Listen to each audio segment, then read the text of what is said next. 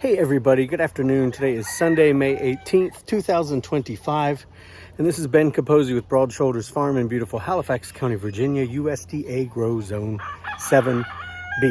I've got like a million projects to do, and I feel like I'm behind on all of them, but I have to take time this afternoon to graft some apples while I've got the chance. So let me flip the camera around and I'll show you what I'm working on.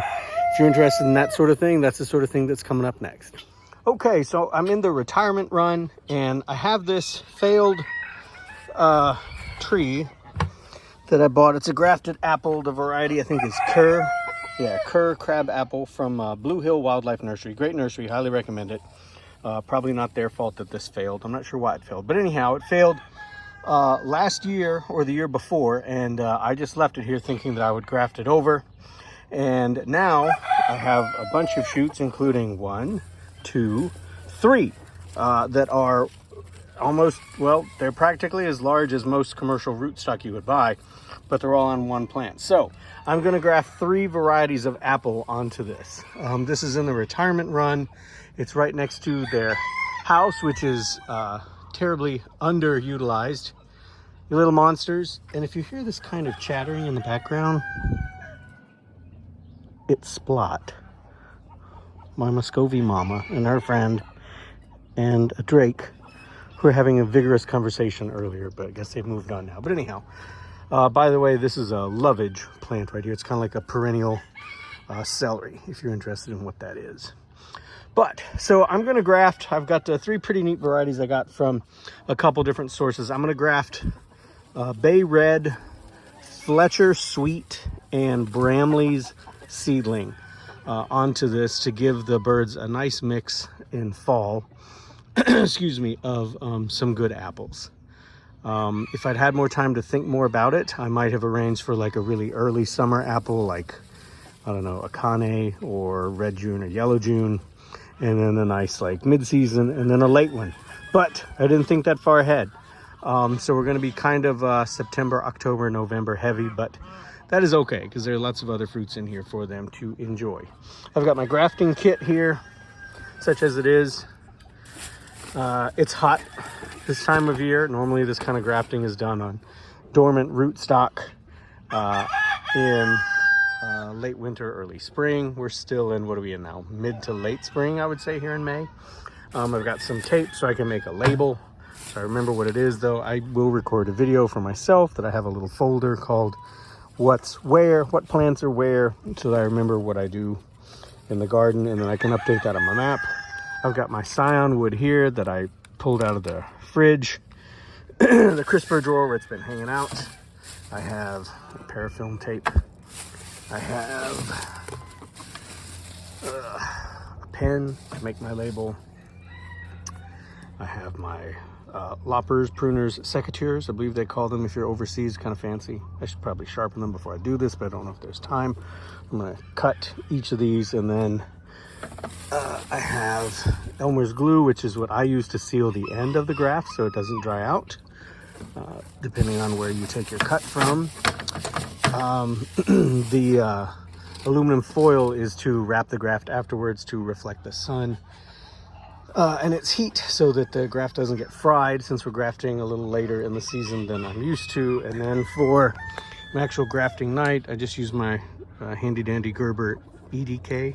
I don't know what that stands for. EDC would be everyday carry, but anyhow, I just put a fresh blade in it, so it's gonna cut quite well. And what I'm gonna probably do is like a whip and tongue graft, and we'll see how that goes when I get started. But I'll check back here in just a second. You can see how I've done this, all right? Okay, so I cut all these off at a height that I want to work at. Some people will ask, like, well, you know, why don't you graft them really low? And I just don't want to deal with that right now. So I'm grafting them a little higher where it's easier for me to work with. I can't remember exactly. I can always ask Ryan at Blue Hill, but I think he grafts with M111, which is the preferred rootstock that I use here as well. So that's good. And I've taken a little protective cage off of the tree. I will put that back, otherwise the chickens will destroy any work that I do. These are the top pieces that I cut off, and I'm pretty sure that others in grafting groups have told me that when you have a rootstock that's grown this large and you're thinking about things to do with it, you can actually plant this. You can trim these leaves off and plant it sideways in some good soil to keep it moist, and it will sprout additional rootstocks. So that's a nice way to eventually work it so that you don't have to constantly buy rootstocks every year. Not that the folks who grow rootstock don't need the work. So we'll see, but that's something to think about in a minute. All right, next thing I'm going to do is pluck off all of this extra growth so that the branches that I'm working with are clean. Okay, be right back. All right, so here are my 3 sticks of scion wood. I got the Bramley Seedling, which came from Queener Farm. This is my first year buying from them, but I've been pretty happy with what they sent. This middle one is Bae Red from Gnarly Pippins, and then the short one is Fletcher Sweet from Fedco. You want about 1, 2, 3 buds on a stick, at least. Some people do 1, some people do 2, some people do a whole giant stick like this. I usually do 2 to 3. That works well for me, but your mileage may vary. So I think I'll start out and I'll do these with a whip and tongue, which you can look up, and after I do it, I will show you what that looks like. Yeah, give me just a sec. All right, I've made my first cut here. This is not a video on how to do whip and tongue grafting. There are lots of better videos than what I can produce to show you how. This is just a video about what I'm doing. In fact, there's a guy on YouTube, J Sakadura. Great account, tons of grafting information and techniques. Also, what's his name? Steven Edholm, SkillCult, that guy.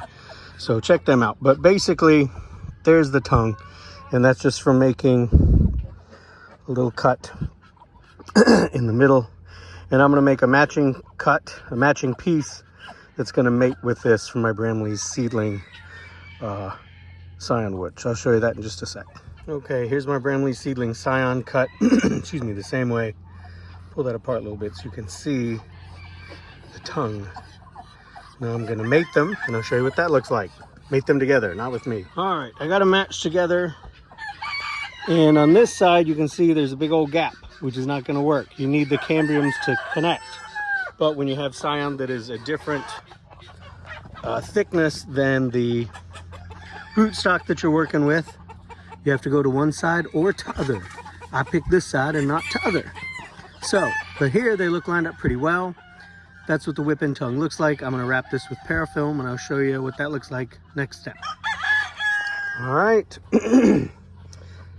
I can't remember if I said this was grafting tape or it's just parafilm wax kind of tape. It's quite stretchy and it also adheres to itself.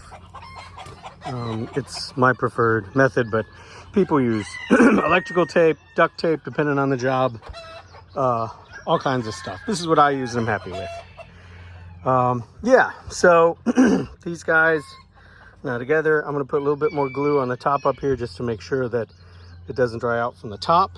I just use, excuse me, good old Elmer's, and then once that has dried, I will put the tin foil on it to protect it from drying out in the sun. Next, I'll get started on these. All right, Bae Red is on. I pinned this one down so that it wasn't in the way. I made sure to avoid the Bramley Seedling. Same deal, right? The scion piece is much thinner than the rootstock thickness, so you got to favor one side or t'other. Favor this side. Oh. How to make that focus. Sorry, y'all, it's a little tough with one hand. One sec. All right, excuse me, it's a little awkward, but in order to get it to focus, you can see the scion is thinner than the rootstock, so you got to favor one side or t'other. I favored the one side. You got to get good cambium contact because the cambium, the skin, that thin layer, that maybe that's a layer that's a single cell in thickness, but anyhow, that's the layers that have to touch for the happy family, the happy event to occur. So let me wrap this and I'll be back. All right, not clean looking, but there it is. This looks clean. This does not. I got a little carried away on my glue up top. But anyhow, And this kind of extra exposed bit up here might be concerning. Entry point for water and air and disease, but as long as you keep it wrapped, right? As long as you keep it closed and sealed up with the wrapping parafilm wax tape, you're fine. All right, time to move on to the last one, which will be Fletcher Sweet. One sec. All right, got the Fletcher Sweet on there.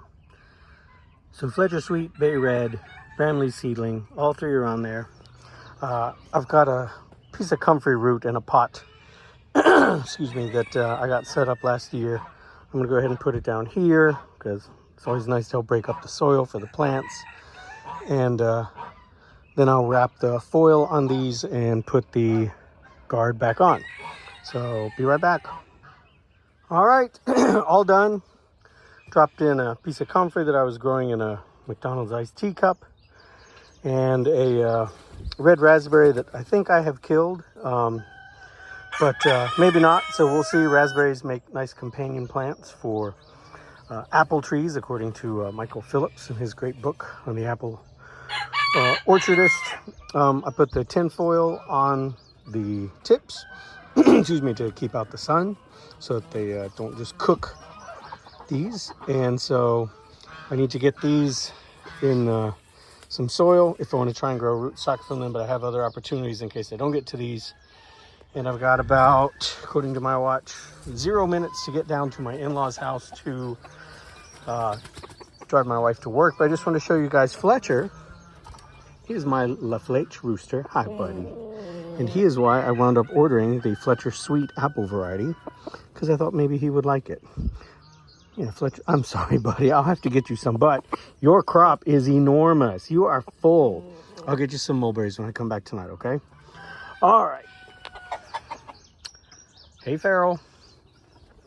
Okay. You can learn more about the farm. You can follow our adventures at Broad Shoulders Farm on Facebook and Instagram. Hope that you and those you care for are happy, healthy, and well. And I will catch you folks later.